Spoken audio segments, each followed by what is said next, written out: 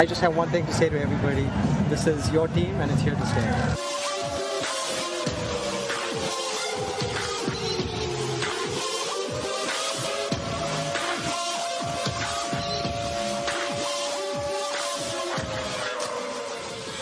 You are now listening to Sports Talk 916 with Greg Bull and Coach Greg Veroza.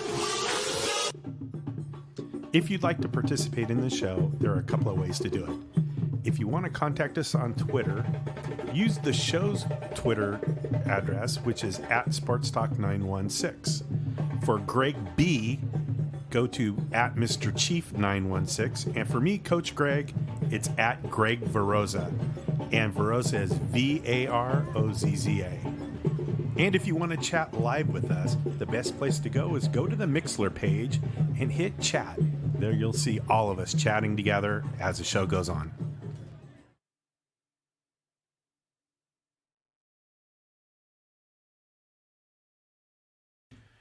Well, finally, tonight was technical glitch night in the Sports Talk 916 world. And it wasn't the sound guy's fault. And it wasn't. 100% iPad. iPad's 100%. Between Mixler and Honda, we're fucked for tonight. That's right. So, anyway, this is Sports Talk 916. I'm one of the two-headed monsters of Greg that we call Sports Talk 916. I'm Coach Greg Veroza, right there. Not Coach Greg. Well, yeah, I used to be a coach. Used to be a coach. I coached at one time. Yeah. As evident by your new fancy labeled mic stand that fell down on you. That just fell down and it's all over the place here. All right, so it's a little bit different. Obviously, we don't have the Mixer live feed going tonight, but we'll Facebook Live it, and it'll be up on iTunes as normal. So we'll start off normal. Besides your car troubles, how's your week? It was kind of all right. It was just one of those weird weeks that a lot of shit went down. I don't know. It was just kind of blah. Longest cord ever. Not really anything exciting, but just kind of blah. Yeah. Kind of the same, you know, gym stuff, food stuff. Went to Topgolf in the rain. God damn it, that was terrible. I haven't been there yet. You've been there a couple of times, haven't you? That was my fourth time being there. And then my wife and her friends went to the cock thumping kangaroo humpers at Thunder Valley the other night. So went and played some roulette and some blackjack. So did you win anything? No. Did you lose anything? No, I broke even. I was up $60 for a long time, and then I sat at a blackjack table, and I lost that 60 I was up, so I broke even. No, that's all right. Which is better than losing. Absolutely. My buddy, you know, Jeff. Yeah, he was down $330. Nice. Yeah, so he had a little bit more of a rough night. I want to say thank you to the 5 folks that are currently on Facebook Live tonight. It's a little bit different, obviously. You won't hear the soundboard, you won't hear all those goodies, but.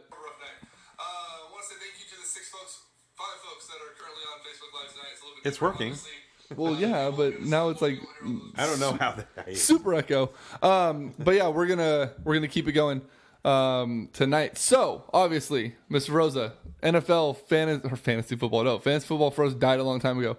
NFL championship weekend. We put out our predictions. Up until this morning, I was riding hard on the Pittsburgh Steelers Green Bay Packers matchup in the Super Bowl. Had a change of heart this morning, decided to go Atlanta Falcons. Good choice. And I nailed that one. Yes, you did. Is there any debate that Matt Ryan should be the NFL's MVP this year? None whatsoever. Well, it's hard because he got zero attention this year. Right. Zero attention. And, I'm not really sure what his stats were. I'm sure he had off the hook stats, but well, when you're throwing the ball to Julio Jones, you pretty much have off the ball stats. Right. I did hear one stat that I really liked, and it was like he threw touchdown passes to 13 different people, something crazy like that. So, but that team right now is running high, one of the best offenses. And I mean, as a Niner fan, did you pay a little bit more attention to the game and the offense and the way the Falcons were ran at all this week than you have in weeks past? Just a little bit. In case you're wondering. But then I realized. What's up, Albert? Mike Barnbaum says Julio Jones, not Matt Ryan for MVP. That's not going to happen. No. Without Matt Ryan, there's no Julio Jones. Right. So, the reports are that Kyle Shanahan is going to be the head coach of the San Francisco 49ers once their season is over. Now we have to wait another 2 weeks for that to occur. I'm just a little troubled. There's no general manager. It's because no one wants the job. Whatever happened with Louis Riddick? Did he opt out of it? I think everyone's opted out of it. Like, I think right now it's the dude in Seattle, like a assistant in Seattle or Minnesota or someone. He dropped out. Maybe it's the Minnesota one. one. Must be a Minnesota guy. So I'm not quite sure about what's going on there. And then you get the rumors about the 49ers. It's like, oh, they're going to make a trade for Kirk Cousins. Yeah, well, who? Because we don't have a GM to make that phone call. Yeah. Right. But anyways, back to the Atlanta game. Talk about Green Bay picking the worst time of the season to not show up. Oh man! I predicted that the Falcons were going to win by 14. It was like 8 seconds into the game, and I had my 14. I was like, well, this is looking good for me. I don't have to worry about that too much. Falcons are going to be a tough team to beat. It should be a good one. I'll do the 49ers GM job if they pay me in tacos. I had tacos for dinner tonight. Is that Albert? Jim Boyce? No, that was TJ. Oh. I had Jim Boyce for dinner. Did you? Put down a 6-pack right before you got here. Jesus Well, I Christ. had 5 of them. The wife had one. Such a nice guy. You didn't save me one. You didn't ask. If you were here on time, you would have had one. But yeah, so it was like 44-19 or something. That was the final score. I don't even. It wasn't close. They got decimated. I mean, the offensive line. Aaron Rodgers had people in his face all night long that he hadn't had all playoff season. New England by 10, according to Albert. Is that what the that's line what is? That's what his line is. Albert Chavez book of bookies. That's probably pretty close. That is probably a very good one. Yeah, it's gonna be. I honestly think this is gonna be one of the most exciting Super Bowls in a long time. Atlanta, and like I said, part of the reason why that I went with my change of heart in the morning was Atlanta. They've been playing really good football, and I went back and I just kind of just looked over the year and like some of the notes I've taken during games, and I don't think I had any negatives about Atlanta. And then I kind of played the nostalgia reason too, or not the nostalgia, but the feel good story, which you hate. But I mean, final game in the Dome, the Georgia Dome, one of the oldest stadiums. It's 25 years old. It's one of the oldest football stadiums. 25 years old. That's only 5 years older than me. All right, that touches home. Just because you've seen it built. Wait, you're only 20? You said it was only 5 years older. Younger than me. I'm sorry. Since I was watching football, that place existed. I don't know. I just thought it'd be really cool to see them, that final home game there, celebrate a NFC championship. And I will say this, as beautiful as Golden One Center is, the Mercedes-Benz Stadium is going to fucking knock the socks off of Golden One. Now, I would have been all right with, I would have been a little nostalgic too if I hadn't been reminded for every 30 seconds of the last 3 Atlanta Falcon games that this was potentially the last game at the stadium, at the Georgia Dome. This is the last day. Hey, did you know? Hey, guess what? Hey, they better win. If they win, this won't be the last game. There'll be another game next week. They won. Guess what? Next week is the last game. Well, not anymore. Now they don't play there again. I know. But that's Joe Buck and Troy Aikman for you. And by the way, did you notice Joe Buck today? I didn't. No, I didn't. I luckily did not see his ugly ass on my TV once. He had. I think they didn't show a picture of him without his headphones on. I think somebody butchered his haircut. It was like completely shaved on the sides, and then it was like moppy on top. For Joe Buck, it looked horrible. Well, Joe Buck's an Even asshole, worse. so it looked like a hairy butthole. So, yeah, exactly. Mercedes-Benz Stadium, better known as the Mercedes-Benz Superdome, and no, it's not, Mike. Mercedes-Benz is going to be the new Atlanta, Georgia. I think, you know what? I think he's right. For a while, the Superdome was called. I think he's trying to correct me and saying that I'm wrong on the name. Yeah. Whereas, have you seen any videos of this damn thing? No, they showed an overhead view of it, but I haven't So seen it. Those jagged, like, triangular sections of the roof that are hanging down off the side of the building, That's a rotating roof. Those fuckers spin and create the dome. It can be an indoor-outdoor dome. Really? Yeah, it's a whole revolving roof where it's not just like a slide open. It's like a fucking like James Bond logo in the beginning where it like opens. That's what it is. It like a camera lens. Yeah, it twists into place and it's gonna be fucking bad. Not to mention the Falcons are the only ownership group in the world that understand that the fans being happy is the best thing ever. $3 hot dogs, $2 beers, every single game. That's all they're going to be charging. No way. Swear to God. I will pull it up for you. It's fucking amazing. Well, you know who the owner of the Falcons is, don't you? Arthur Blank, right? Yeah, you know what he's famous for? No. He started Home Depot. Oh. So he knows how to do customer service. Well, then he should go back to Home Depot and have them fix their customer service because they're fucking garbage. I know, right? Invite me to your next podcast. Would have a blast. Sure. Once we get everything set up, Albert, I will let you know. Atlanta Falcons to offer the lowest sports concessions in Major League Sports in 2017. Classic hot dog, $2. Pizza slice, $3. Nachos, $3. Pretzel, $2. Peanuts, $3. A regular Coca-Cola, $2. A souvenir Coca-Cola, $4. And both of those come with unlimited free refills. Okay? Waffle fries, $3. Classic cheeseburger, $5. Chicken tender basket, $6. Popcorn, $2. A Dasani water bottle, $2. A 12-ounce Bud Light, $5. Every game, doesn't matter the situation. Bring your money because you can stretch it out. Now, I'm sure like a jersey's going to be like $650, right? They're going to make their money somewhere. But yeah, that's going to be their everyday 70% cheaper than every team in the NFL. So what could I get for my $52 worth of 2 orders of nachos and 2 beers? I could eat for a month. I'd have 14 hot dogs. Dude, it's like when Rayleigh Field has their Thirsty Thursdays. It's $2 beers. I mean, it's a little beer. It's less than a 12-ounce beer for $5, but still, it's $2. I'll just buy 6 of them, and it's still cheaper than what I would pay for my normal size beer. But yeah, so I think that's gonna be super cool. Now, the evening game was the Pittsburgh Steelers, who we thought were just gonna go off, and the other team that they played, the Patriots. Yeah, that other team. Yeah, they're okay, right? It wasn't even a game. There was no game to be had there. I mean, you had mentioned it last week that Roethlisberger wasn't playing all that great. No. And there was concerns about that. But did you expect to see the game to go down the way it did? I actually kind of thought that it might. I mean, they took Brown completely out of the game. He was a non-factor from the start. Yeah. And I wonder what Southwest flights cost to Atlanta so I can get into those cheap concessions. Hopefully cheaper than Delta, that's for sure. Alternative facts. Thanks for that, Mike. Damn it, Barnbaum. You can't hear this. What now?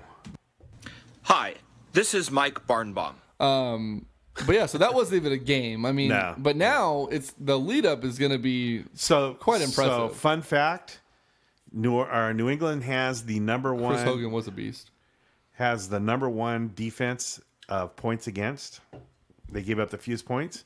Atlanta has the most points scored. Best defense versus best offense in the league. Yeah. It's gonna be a fun game. Yeah. Now, obviously, next week we'll have Media Week coming up, and we'll have plenty to talk about coming up to the Super Bowl. But are we getting into Media Week? I tried. No, Did you? No.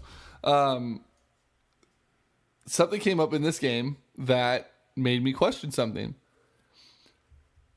Tom Brady has a chance to finally separate himself from Joe Montana. He currently has 4 Super Bowl titles. He has a chance to win number 5. Does Montana have 4? Yeah, or does he have 3? He has 4. They're tied with 4. Okay. Should Brady win, does he finally surpass Montana as the greatest of all time? The caveat to that is not forgetting that Montana never lost in a Super Bowl. But people only care about the number of rings. Hence why Trent Dilfer is a better quarterback than Dan Marino. He has a ring. I don't know that anybody ever said that. that wasn't completely stoned. That's been my argument for years. What's your take on Brady? So I've been thinking about this a lot because of Belichick and people saying he's the greatest coach of all time and Brady being the greatest quarterback of all time. And I don't know that you can compare I don't know that you can compare anybody era to era. Yeah. The game is so much different now than it was when Joe was playing. It's so much different than, any other time than now. I mean, the game has evolved. Brady, I think, is the best quarterback of his time. I think Joe Montana is the best quarterback of his time. But it's really hard. How do you compare when the games are completely different? I mean, well, you can't touch Brady. You can't touch him. Like I know, on and defense, you can't touch him. Can't touch his receivers either. What would Jerry Rice have been like if he had today's pass interference rules? Oh Jesus! Well, and Rice even on his way out, the rules started changing, and even when he was 60 or however old he played to, he was benefiting from that. Right. So that one's tough. But well, and what got me thinking about this is I heard an interview with Steve Young the other day, and arguably, I think the best everybody thinks Joe Montana is the best quarterback of all time. His passer rating was under 100. Right. And I think Steve Young set the record at 112, I think was his best year. And there's been years when Aaron Rodgers hasn't gone under 120 for any game. So it's really hard. I just don't know how you can compare eras to eras. I just don't think you can do it. And I'm happy saying that Montana was the greatest quarterback of his time. No on Brady being better than Montana. Deflategate will always backfire on him. Montana had no controversies that I could speak of. That was Barn Bomb. TJ says Deflategate was bunk. Yeah, you're right. There's that geographical, or the generational differences between the two is very hard. It's like saying who's better, Michael Jordan or LeBron James. Right, Jordan. Or but that one's easy. It's Jordan. Or Larry Bird or Wilt Chamberlain I don't know how you can compare eras to eras. Now, what about with coaches? Because that always comes down to X's and O's, right? It's about wins and losses, how you get your guys playing. Bill Belichick now passes Don Shula for the most teams taken to a Super Bowl. This will be number 6. They were tied at 5.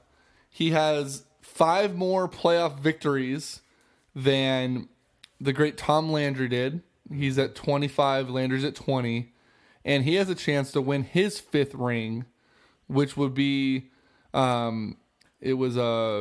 Noll has 4. He has a chance to win 5.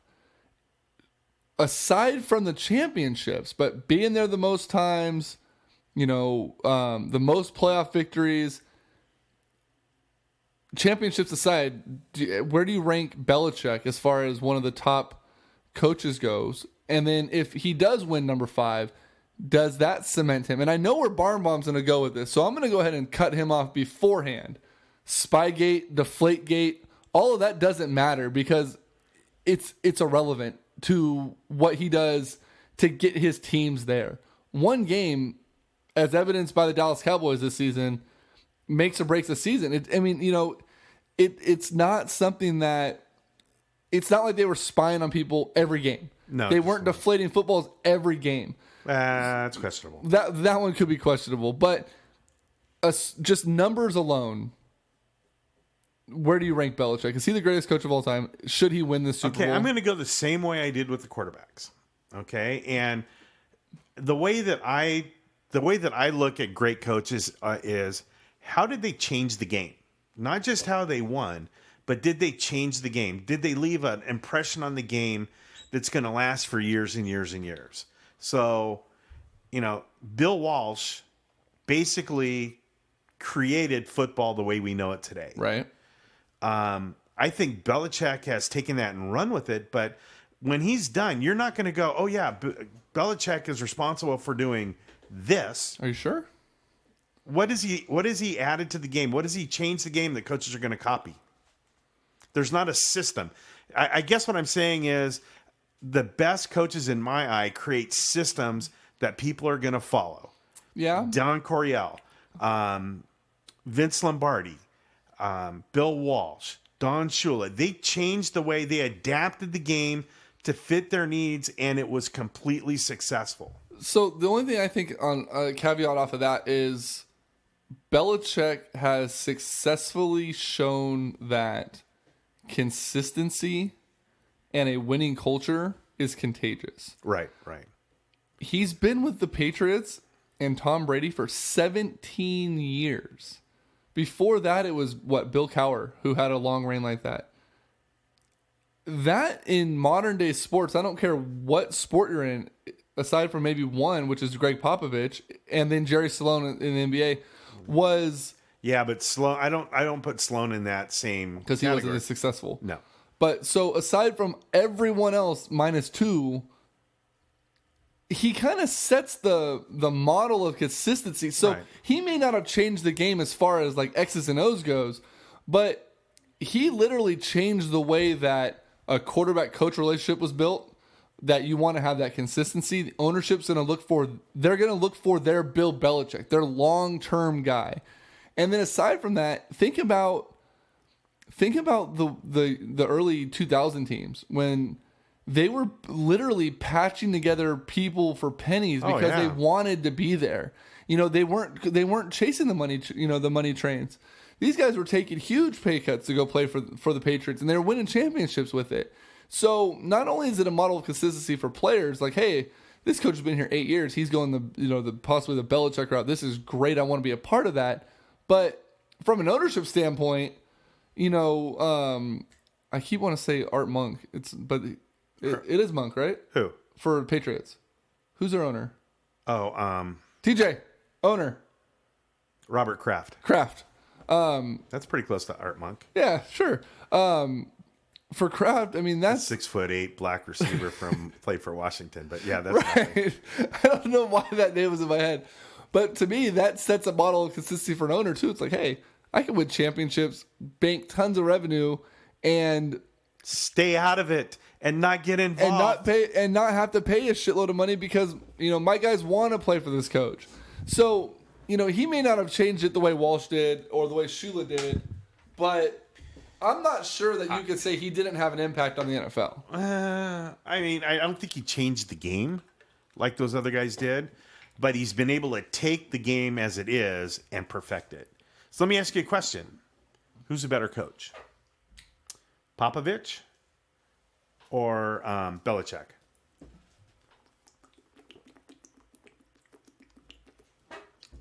I almost say they're one and the same. That was gonna be my answer. They're identical. They are. They just have a different playbook because they have just different sports. They play with veteran players. They don't change their system up. You could literally insert. Now that's not true. That's not true. That Belichick will change his system up based on who he has. Well, yeah, but the general principle is the same with both of those coaches. Right. There's not any dramatic. Okay, now they're going to be pass heavy, run heavy, fast break, low post. Like, Pop keeps it pretty simple. Belichick keeps it pretty simple. And the reason why I say that is it's 100% evident that, a couple years ago, Brady goes down. It was 2012 because I had Brady as my number one overall pick in the fantasy draft. Week 1, breaks his leg against KC or blows out his knee against KC.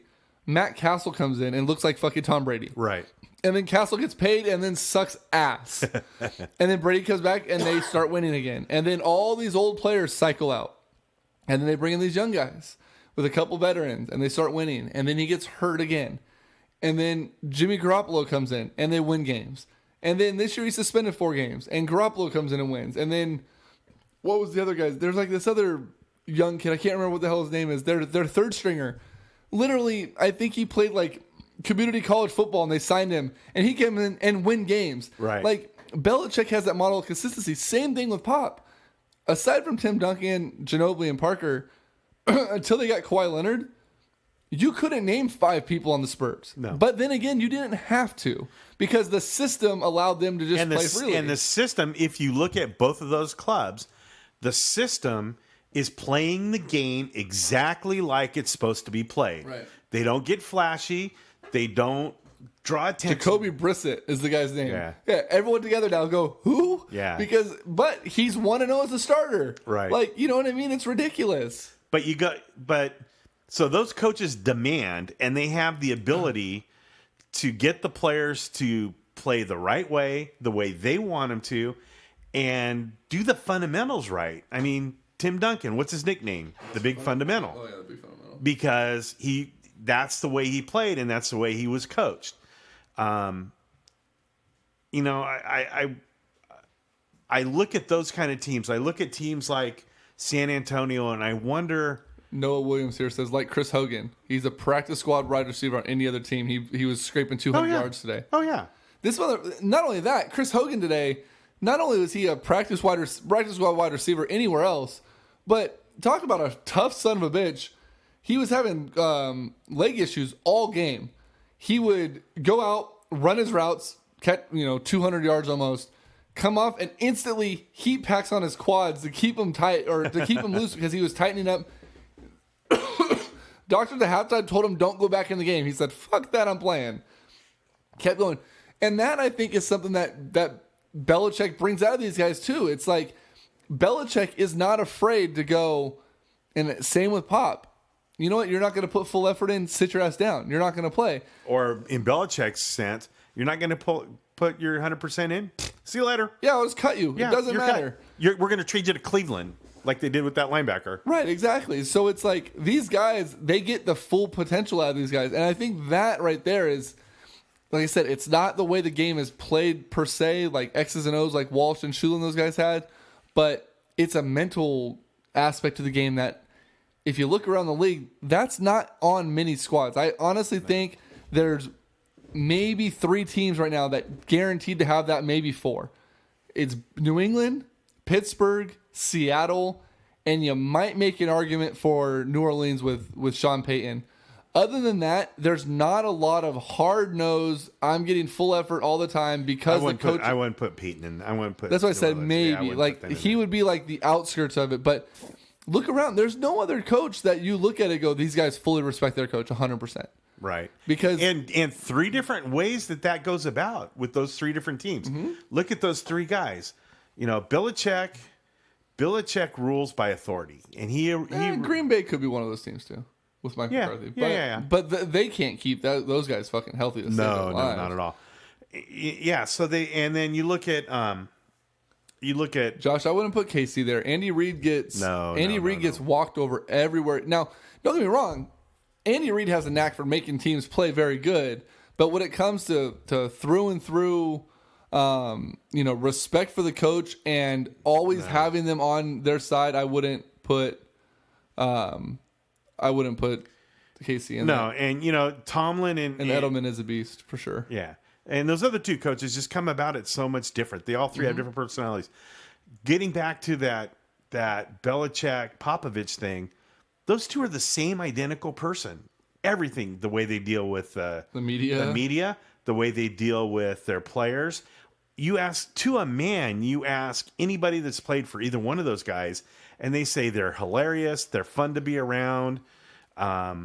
They were saying today that Belichick will be in the middle of a meeting and do a pop quiz. Like, so Greg, what's the name of the punter for Kansas City? That's what he'll do. And if he doesn't, it's the same guy that plays for Denver. Cundiff. No, that's an old kicker. I can't think of his name, but he's got a brother. Twin brother is a punter for the Broncos. So anyway, he demands that kind of stuff, and it's to keep them on their toes and keeps the players engaged. Absolutely. And I wouldn't be surprised if Pop did the same kind of thing, and his players love him. Uh-huh. And so same with Pete Carroll. Colquitt. Yeah. There it is. We have a KC fan chilling in the Facebook Live. Josh Zimmerman right now.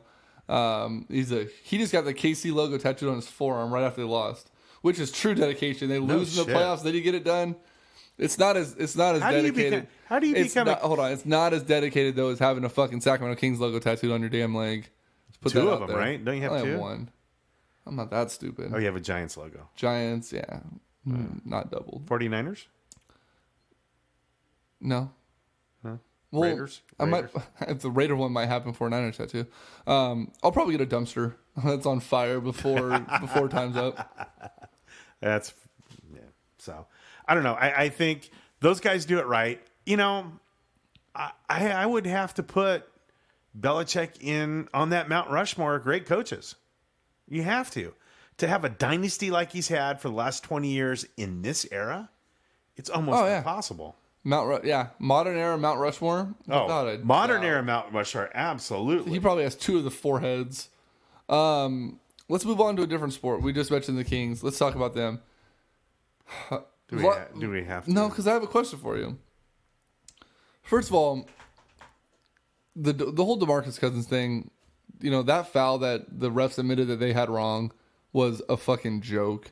Yeah, but that was based on one thing and one thing only. Reputation. Yeah. Yeah, but did you hear his response after the game? They asked about it. He's like, "Oh, they're doing a fine job." Sarcasm. They played that on SportsCenter over and over and over. I love that he didn't go on and rip them, whatever. But do you really think that level of sarcasm is going to sit well with the refs? That's not going to make their perception of him any better. No. In fact, it's probably going to make it worse because he's, he can't get out of his own way. So there's always going to be that debate. But do we move Ben to the 3? No, we move Ben to the bench. Ben McLemore needs to be in Reno, is where Ben McLemore needs to be. With Sim. Sim's not even in the league anymore. Maybe we should bring him back. Right? Bring back Jimmer, too. Jimmer. So let me ask you this. Rudy Gay, beginning of the season, says, I'm not going to sign here. I'm going to opt out. Vlade Divac comes out and says, in true, ambassador to European basketball form, well, we're going to stick it out with him and hopefully we could change his mind and hopefully Rudy will be a King next year and blah, blah, blah, blah, blah, blah, blah. It's the only thing you could say. Right, because you have to keep perceived trade value, right? Right. Well, fast forward it to last week, Rudy Gay, full rupture of his Achilles, out for the year. Okay, now, unless Rudy is like Superman and heals amazingly before the summer where he can actually have workouts for teams and still opt out, in all accounts is going to opt in, which is going to keep the Kings on a shitty contract for another year. And then he could leave for nothing because they don't have any trade bait for him, basically, because he's just going to be a free agent who can walk. At least now, if they traded him to like San Antonio or Houston, they have a chance for him to opt in, right? So with the way things went down with Rudy Gay, does that cement Vlade Divac's status as a general manager as one of the worst in the league? Well, I think he's one of the worst, but I don't think this has a lot to do with it. Because how do we know that he hasn't been on the phones and working the phones the whole time? He very well could have been. Do we permanently move Malachi onto the active roster? I would love to see Malachi Richardson get some minutes. I mean, the kid could shoot. He can play. Has he even gotten any minutes? Yeah, he's gotten a couple. But in Reno, he's killing it. I mean, I know it's D-League, but he's been playing. He's going to do better than fucking Ben McLemore is. I would do better than Ben McLemore. I would in my current situation. Probably. At least you probably get a rebound that'll bounce to you. Oh, man. With Vlade, I don't think you can't pin this on Vlade because you never would have known that he would have ruptured his Achilles. And who knows, maybe he had something in the works for closer to the trade deadline where Rudy's value would have been even higher at the last minute. I mean, his value would have been the highest it could possibly have been the 3 or 4 days before the trade deadline. And, I'm sure that Vlade was holding out. I'm not sure that anybody wanted him right now or had a desire to have him, basically because he hasn't gotten going yet. He's had a couple of good weeks, but he's been injured. He's not... I think I can't put this on Vlade that it's his fault. It's not his fault that Rudy ruptured his Achilles. It's not his fault that he didn't get traded. Now, if this happened March 1st, after the trade deadline and Rudy was still a king and it happened now, absolutely I'd be tearing Vladdy apart. But I can't do it right now because I don't know if he wasn't on the phones or not. Do you think, and this is all obviously all perception, or speculation, so I'm just gonna ask you as your gut feeling. Do you think that DeMarcus's want to re-sign here and his vocalization of wanting to be here was based on knowing that Rudy Gay didn't want to be here? And do you think that if Rudy has to opt in because of injury, that it may change DeMarcus's mind as far as signing that contract? Nah, I don't think so. I think DeMarcus I think DeMarcus wants to be here because he can get the most money. He can get $80 million more from Sacramento. And that's important to DeMarcus. And as much as he talks about winning, he's one of those kind of guys that he wants to get paid. So we ream on DeMarcus a lot, and I'm going to take a second to I saw a lighter side of DeMarcus' story today, and Noah, who's in the chat box, may have actually been the one who posted it up on one of the Facebook groups. No, it wasn't Noah. Just kidding. Basically, it was, we always talk about DeMarcus being the bully. We always talk about him being this bad guy. They were leaving the hotel at Chicago, and these kids for youth basketball had their candy bars set up on the table selling them for charity. Oh, cool. Players, staff, people leaving the hotel were just blowing by these kids, ignoring them, not giving a shit about them. DeMarcus walks up, pulls out a stack of cash out of his pocket, flips out a bunch of money, bought every single candy bar that these kids had for sale so they could get their money for their fundraiser. Then, as they were boarding the plane, was handing it out to flight attendants and staff, thanking them for getting them safely to Detroit. You know, all stuff aside, he is a good guy, and he's good for this community. We've never ever. No, we haven't. Never ever. We've always said that we don't like his on-court demeanor. We don't like the way he plays, but we both have been big DeMarcus fans off the court since day one. So, but yeah, I saw that story and I thought that was super cool. I was like, man, that is pretty awesome. You know, but other than that, I mean, you're right. This team is a dumpster fire. For you guys that are on Facebook Live, if you do want to hop over to Mixler is back up and working. I'm going to go live on there, get some other people on. Cool. I'll leave it on Facebook Live, though, for sure. Yeah, I mean, so did the chat box just said that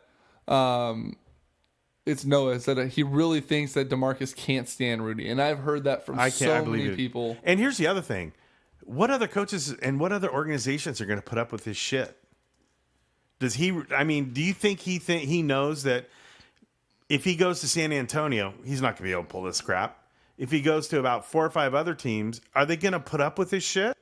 No, and that's the issue. Is no other team is going to put up with DeMarcus' shit if he wants to act like he does on the floor. Absolutely. Got it. We'll fix Mixler later. I'm not going to do Mixler now because it screwed everything up. Cuz is trying to pass the ball, though. Rudy just wants to jack the shots up. Josh, you didn't listen to us a couple weeks ago.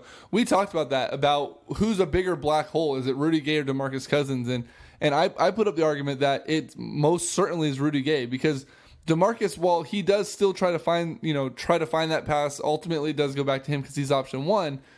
Rudy is option, 1 and 1B in his mind. He doesn't see a reason to pass. But I'm gonna go back to the fact that DeMarcus thinks he's a point guard, which bugs the fuck out of me. Right, and he can't handle the ball. And when he gets in that mindset that he's taken over the game, he stands up at the top of the key and drives and dribble drives and ends up falling. How many times a game do you think? One of these times, I'm gonna track how many times he drives to the basket and falls on his face. Trips over his feet, trips over the ball, and the ball goes flying out of bounds. Yeah. It's got to be 7 or 8 times a game. Got to be. So let's do this because it's getting late. We had a late start to the night. It's 10 o'clock. You had a non-sports story. You want me to do it? It's going to take a little while. That's fine. We'll get into that. Hold on. For those that are on the Facebook Live, you don't get to hear. You guys don't get to hear. Are you kidding me? You kidding me? You kidding me, right? Are you kidding me? You kidding me? You kidding me? Are you kidding me? Are you kidding me? You kidding me? Are you kidding me? Are you kidding me?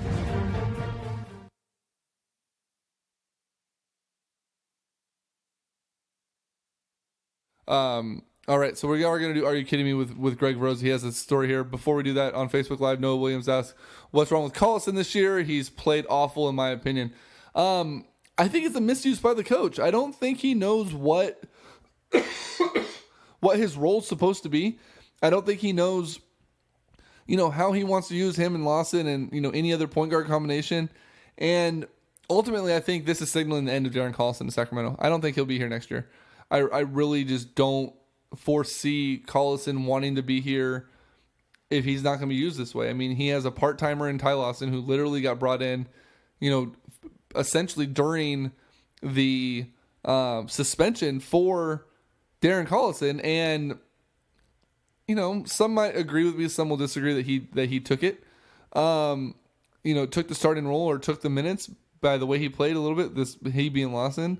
But I just don't see it. I don't understand why you don't have a guy like Darren Collison playing more minutes. Man, but I do agree he is playing awful. What's up, Angie? Appreciate you jumping on and checking it out. But I think he will play the 2. I missed that option, that chat there. But it's gonna be crazy to see how Coach Yeager handles the process going up to the break, the All-Star break, and when the Kings fall out of contention, to see how he uses those younger guys. Oh, by the way, hold on. Side thought. We are going to start this new segment next week. I finally started reading it. I do have my physical copy of Furious George sitting right here in front of me.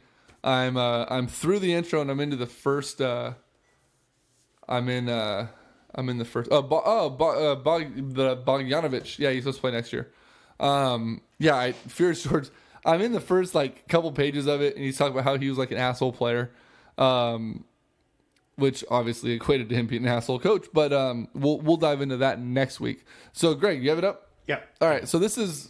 Go ahead and lead into this. What's going on? So this is a couple weeks old, and I've heard it a couple of times, but it's funny and creepy and weird and something that we need to talk about. So, are you familiar with the Coachella Music Festival? Yes. Yeah, big. All the rock, all the Hollywood types show up there. It's the in place to be. But right. And this year, I guess it's featuring Beyonce and a couple other people. Hold on, Noah. Have you seen what Lamar Patterson's doing in Reno? He helped the Hawks playoff team and played good. Don't know why he hasn't gotten some run with the Kings. There's no place for him, unfortunately. Yeah, I want to see him called up too. All right, Greg, go. All right, so this is a Craigslist ad posted by a 56-year-old guy named Gordon. Hold on. Side note: anyone named Gordon is problems from the beginning. And okay, so it says, okay, here's the deal. I have 2 VIP passes for weekend 2 of Coachella.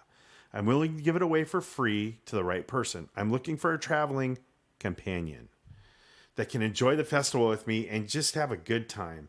I left my job as a supervising manager of Soup Plantation and subsequently divorced my wife of 11 years. I cashed out my 401k and decided that moving forward, my life is all about having fun. No more team meetings, no more employee evaluations, no more balance sheets, no more darn conference calls at 7 a.m. Just fun. I have a room at the Tropics Motor Inn Motel in Indio, Thursday through Monday. If you believe you can meet the following criteria, please shoot me an email and describe why you think you make the best fit. I appreciate your time and I look forward to finding the right one. So it says sweet and sensible. This is the internet. Let's check his criteria. It's possibly just about showering. Okay. So first one, must be a female between the ages of 19 and 25. Okay. Small window, but he's 56, so that's kind of creepy.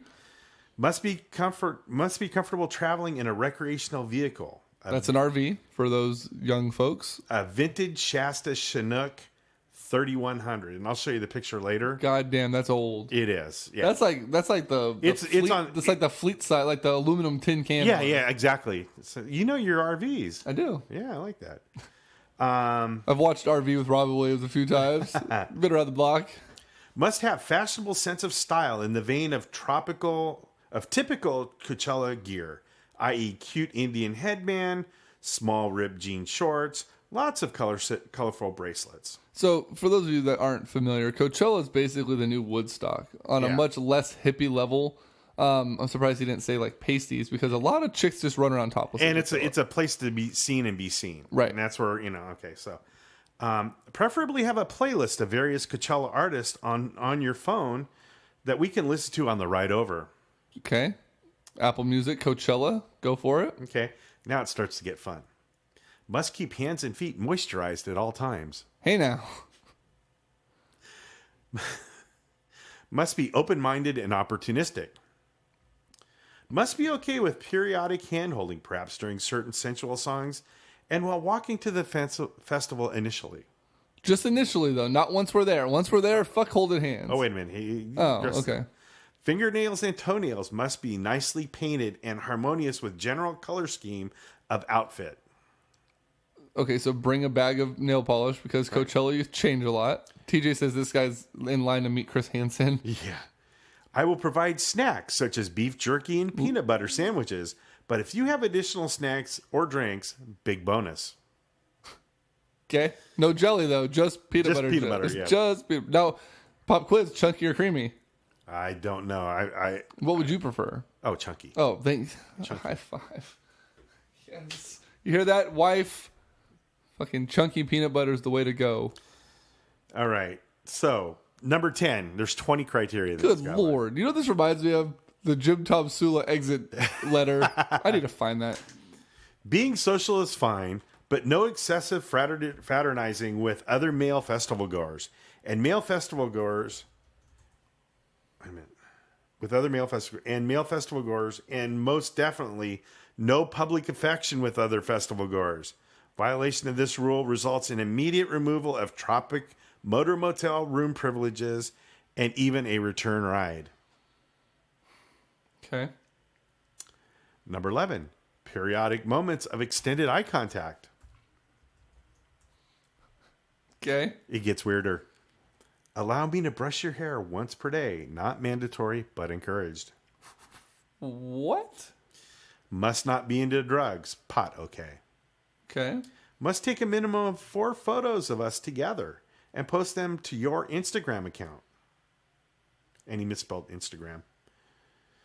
Any personal grooming, such as toenail clipping, eyebrow plucking, or lipstick application, must be done in my presence. At least once during the festival, you must allow me to carry you on my shoulders so you can see the stage better. Perfect time for Instagram photo.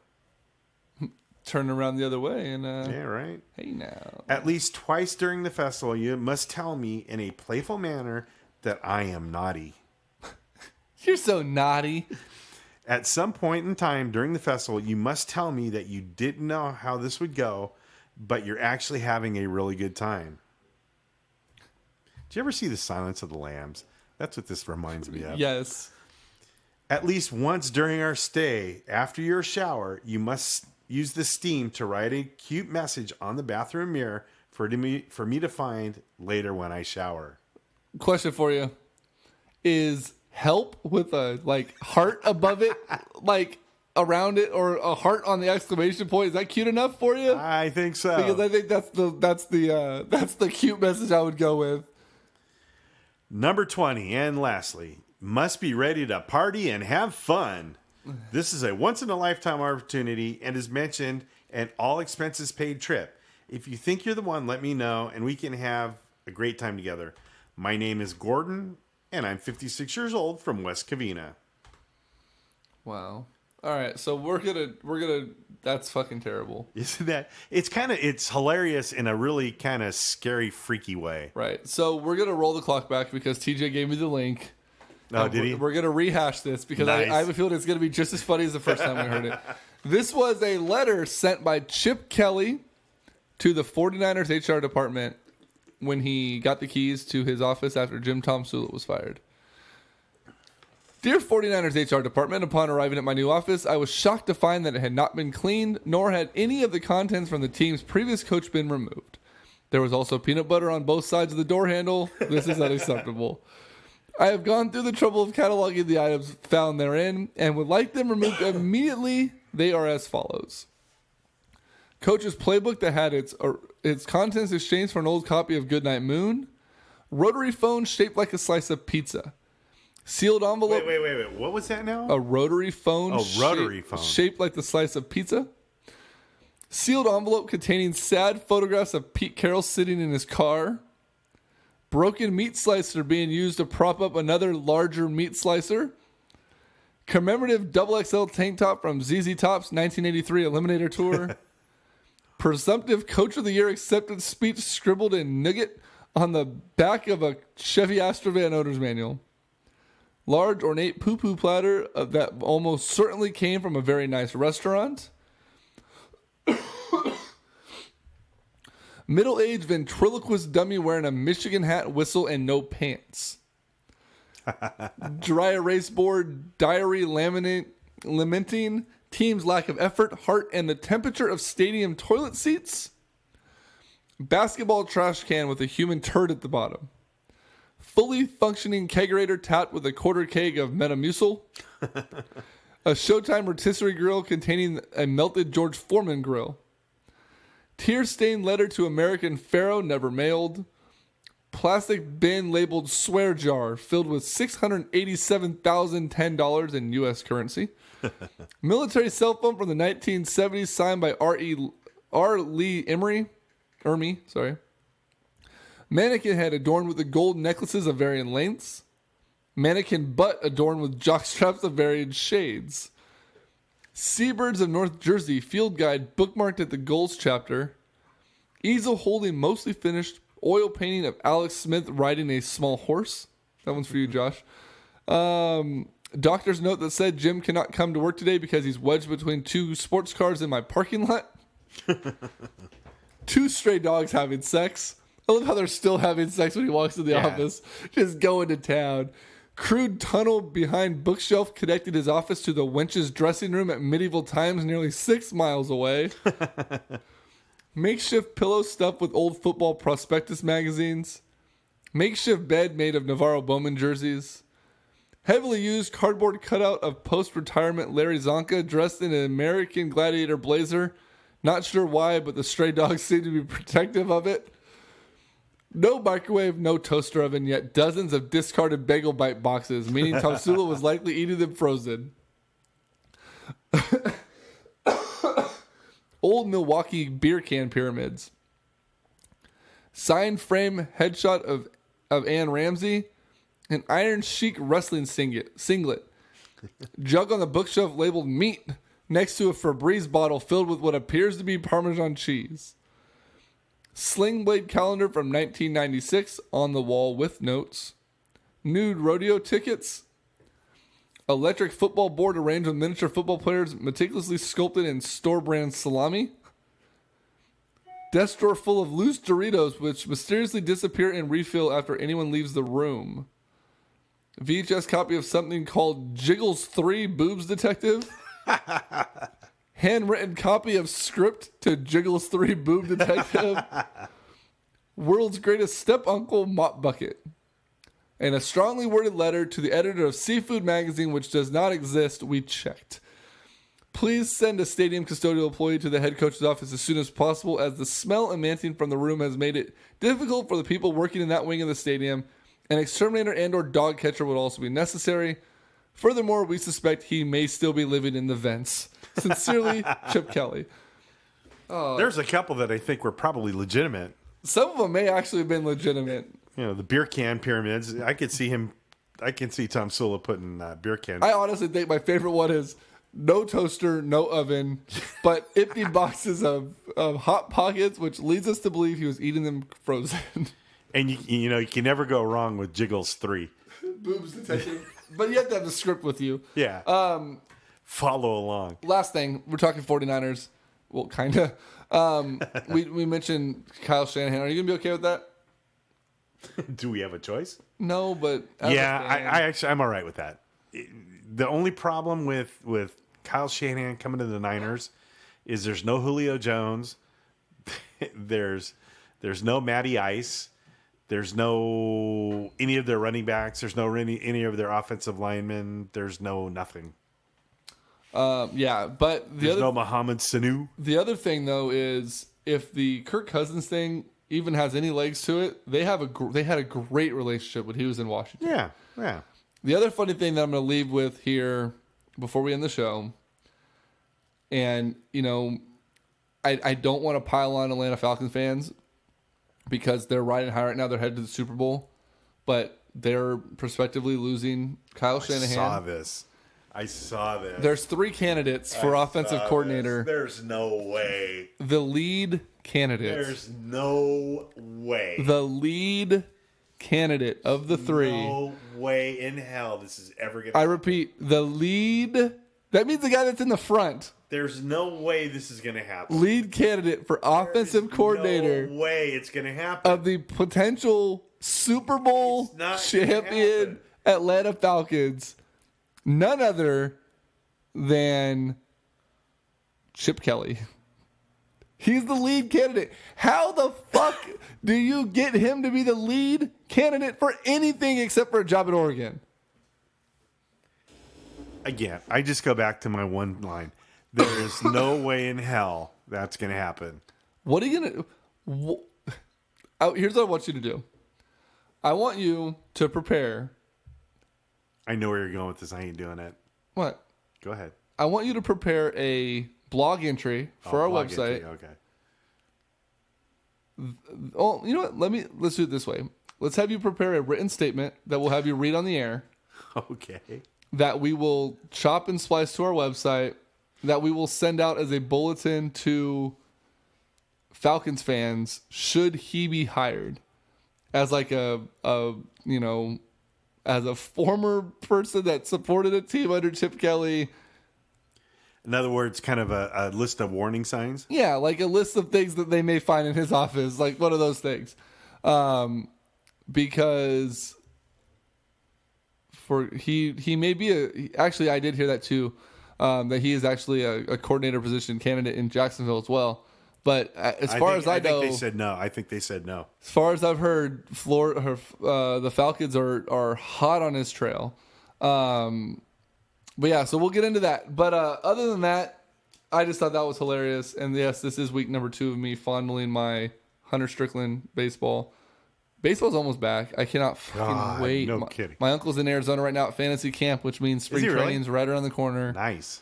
Won't it be fun to follow a team that actually knows how to do it right, has players that do the right thing and play the right way, and are fun to watch, and they did, Josh. They kept their coordinator, and not have Santiago Casilla to blow saves. Ooh. Man, you're talking dirty to me. Stop it. How you doing? Right. So write me a cute note on the window when I get out of the shower. With that being said, though, I can't wait for baseball. It's almost here. I'm starting to reach out to the River Cats. We're going to have extensive River Cats coverage hopefully this season, and it'll be good. Baseball's almost back. But yeah, other than that, sorry for the late start. I'm really sorry. Let's see. Don't ever buy a Honda unless you can get a separate battery. Josh wants to know if the A's can compete for a division this year. No. I want to be optimistic and say yes because they have someone new running the front office. New ownership that's running the front of house. They still have Billy Bean. But Billy Bean, until he's told to change his ways, I think he's going to hurt the team. And the one big sign they've had pretty much this year was Santiago Casilla, and that's not going to do any good. Spring training begins February 22nd with a full slate of games on February 25th. I'll be at the A's Fan Fest on Saturday at Jack London Square. Enjoy that, Mike. Thanks, Mike. Get some pictures. You and the 14 other people that'll be there. Right, all 14 of you. All right, guys. For that, Greg, I'm this Greg. I really do appreciate those that watch us on Facebook Live. Yeah, thanks for coming out. Sorry about the delay. We'll get Mixler up next week. Yep. And we'll see you next week. Good night, Larry.